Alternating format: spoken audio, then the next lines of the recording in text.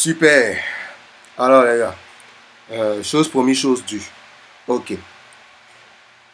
Pour ceux qui ont suivi, bien sûr, euh, le calcul binaire et hexadécimal, voici la correction de, des différents exercices. C'est vrai, j'ai donné jusqu'à 5 de chaque. Je vais en traiter 2 de chaque, c'est-à-dire 2 de l'exercice 1 et 2 de l'exercice 2. Ok? C'est, les méthodes sont les mêmes. Il suffit de les appliquer. Vous aurez trouvé les mêmes résultats. Il n'y a aucun problème là-dessus. C'est bon? En binaire, on a des nombres qu'on doit convertir en binaire. Excusez-moi, je ne sais pas pourquoi elle a tendance à aller comme ça. Ok. Donc, on a 56 248. Donc, je vais prendre le 248. Voilà, que je vais convertir en binaire. Ok, le B et le E. C'est bon? Ok, donc je vais le noter ici. Voilà. 248. Et ici, le 191. Voilà. Donc, si vous suivez les mêmes principes qu'on a suivis, que nous aborderons dans cette correction, ça ira. Ok? Et on va en faire de même aussi. Voilà, je vais prendre le A et le B. Le A et le B. Ok, j'ai 1, 1, 0, 1, 1, 0, 1, 0. Et le B, j'ai 0, 1, 1, 0, 1, 1, 1, 0. Voilà. Donc, voici les deux exercices de chaque. D'abord, je commence par le premier, ok? Parce que l'un me demande de convertir les nombres, et l'autre de convertir en décimaux. En nombres décimaux, voilà. Donc, c'est parti pour le premier 248. Ok. On va utiliser nos différentes méthodes de calcul. Ici, je me suis servi du tableau de binaire. Permettez que je fasse une petite réduction. Donc, dans le tableau de binaire, je vais implanter mon chiffre 248. C'est bon? Ça fait quoi? 248, je n'ai qu'à appliquer la même méthode à réfléchir, ok? Si je fais 248 moins 128, ça marche parce que dans 248, on peut 8, il me reste combien? C'est juste une question de calcul. Donc déjà, 0, il me reste 2, il me reste quoi? Donc ça me fait 120. Il va me rester 120. Ok? Ici, je mets 1. Donc le reste de ma soustraction de 248 et 128, c'est 120. Ok? Donc ça prouve que je mets 1 ici. 120. Est-ce que je peux enlever 64? C'est possible. Donc si je fais 120 moins 64, j'ai quoi? J'ai 16. Ok? Donc 10 moins 4, ça me fait 6. N'est-ce pas? Ensuite, il va me rester que 56. Donc 120. 120 moins 64, il me reste 56. Donc du coup, je mets 1. Je continue à 56. 56. Si je retire 32, hein? 56, je retire 32. Déjà, dans 56, je retire 30. Il me reste 26. 26, je retire 2, mais 24. Donc, il va me rester 24. Ok? Donc, je mets 1 ici. Il me reste 24. 24, je retire 16. 16. 24, je retire 16. Il va me rester 8. Donc, je retiens 1. 8, je retire 8. Il me reste 1 aussi. J'ai 1. 8, je retire 8. Il me reste 0. Autant pour moi. Et voilà. Donc, 4, 2 et 1, eux, ils sont à 0. Si vous voulez, je les mets à 0 pour vous montrer. Donc, ce qui veut dire que 248 en binaire, ça me fait 1, c'est-à-dire 1, 1, 1, 1. Donc, j'ai 5 bits à 1. J'ai dit 5 bits à 1. Et puis, tout le reste à 0. Voilà 248. Aussi simple que ça.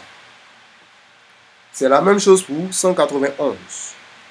191, je peux retirer 128. Oui. Donc, si je le fais, 190, je retire 120. Non, 191,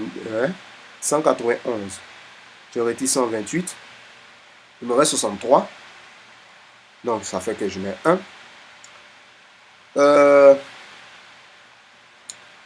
63 et puis 64. C'est impossible. Par exemple, 63, je peux enlever 64. Mais dans 64, dans 63, je peux enlever 32. N'est-ce pas? Je peux retirer 32. Donc, il me reste combien? Il va me rester 31. Ok? Donc, je mets 1 ici. 31. Hein? 31. J'ai quoi? 16. Donc, 31, je peux retirer 16. Ok? 31, je peux retirer 16. Il me reste 15. C'est normal. Donc, je mets un 1. Ok? Vous pouvez effectuer ça avec vos calculatrices. Hein? Voilà. Ça passe aussi. Donc, il me reste 15. 15, je peux retirer 8. Il me reste 7. 7. Je peux retirer 4. Il va me rester 3. Pourquoi je mets 1? 3. Je peux retirer 2. Chiffre 2. Il va me rester 1. 1, je retire 1. Il me reste 0. Donc, voici ce que ça fait. On peut vérifier. 128 plus 32, ça fait 160, n'est-ce pas? 130, 30 plus 30, ça fait 60, non, 160. 160 plus 16, ça fait 176. 176, si j'ajoute 4, ça me fait combien? 180. 180 plus 8, ça fait 188. 188 plus 2, 190. 190 plus 1, ça fait 191. Donc, 191, ça fait 1, 0, 1. Ok, 1 encore, et puis tout le reste à 1. C'est tout. Aussi simple que ça. C'est bon? Donc, c'est la même chose, c'est la même technique. N'est-ce pas? C'est la même technique. Il n'y a pas quelque chose de sorcier dedans. Maintenant, regardons un peu ici. On a deux nombres binaires qu'on peut retirer. J'ai pris le A et le B, ok, que je vais changer ça en décimal. La méthode est la même. Il suffit que je les insère dans mon tableau de binaire. J'ignore tout ce qui est 0. Et puis, je fais l'addition. Ok? Je vais vous montrer. Je n'ai qu'à réécrire ça. Permettez, je vais le réécrire. Non, c'est pas là. Je vais le réécrire en rouge pour que vous voyez la différence entre, bien sûr, les deux exercices. Ok? 1. 1. Autant pour moi. Voilà. Je vais utiliser la police rouge. Je ne sais pas pourquoi c'est pas fonctionné. Voilà. Donc, je reprends 1, 1. 0. 1. Ok? 1. 0. 1.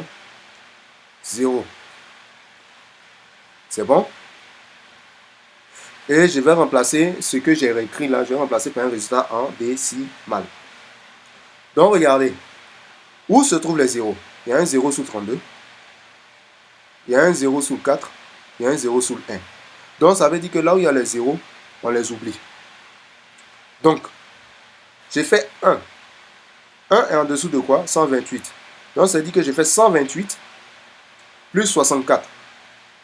La somme des deux me donne 192. Super. Je continue. 192. J'ajoute 16. OK? 198. Plus 10, ça me fait 208.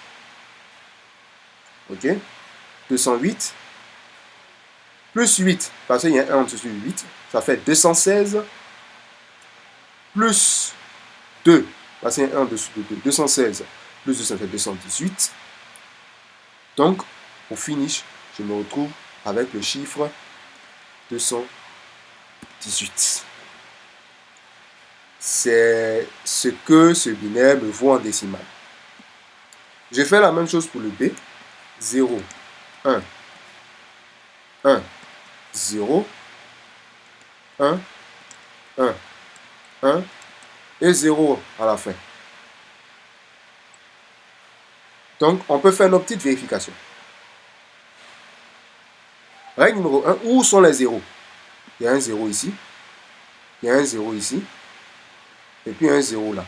Donc, on les ignore totalement. On les oublie carrément. Et maintenant, on s'occupe que des 1. Donc, Il y a un 1 en dessous de 64. Donc ça fait 64. Il y a un 1 en dessous de 32. Donc 64 plus 32, ça fait combien? 96. Il y a un 1 en dessous de 8. Donc 96 plus 8, ça fait 104. Voilà. J'espère ne pas m'être trompé. Hein, voilà. Donc ça fait 104. 104 auquel s'ajoute le chiffre 4. Ça fait 108. Il y a un 1 en dessous de 2. 108 plus 2, ça fait 110. Donc, tout simplement, ça me donne le chiffre autant pour moi, 110. Donc, voilà. Donc, pour terminer les autres exercices, ici, j'ai fait que la correction, malgré le temps qui me reste. Voilà, que mon temps est écoulé. Donc, voici la correction de cette partie en ce qui concerne l'IP. Pas l'IPv4 ni l'IPv6, mais en ce qui concerne le et inversement. Donc, le but ici, je rappelle, c'est de comprendre, ce n'est pas de tout trouver, c'est d'assimiler la méthode, la comprendre, la maîtriser. Donc, c'est pourquoi je fais apparaître ça. OK? Donc, je vous dis merci pour cette correction et on se retrouve dans une prochaine vidéo.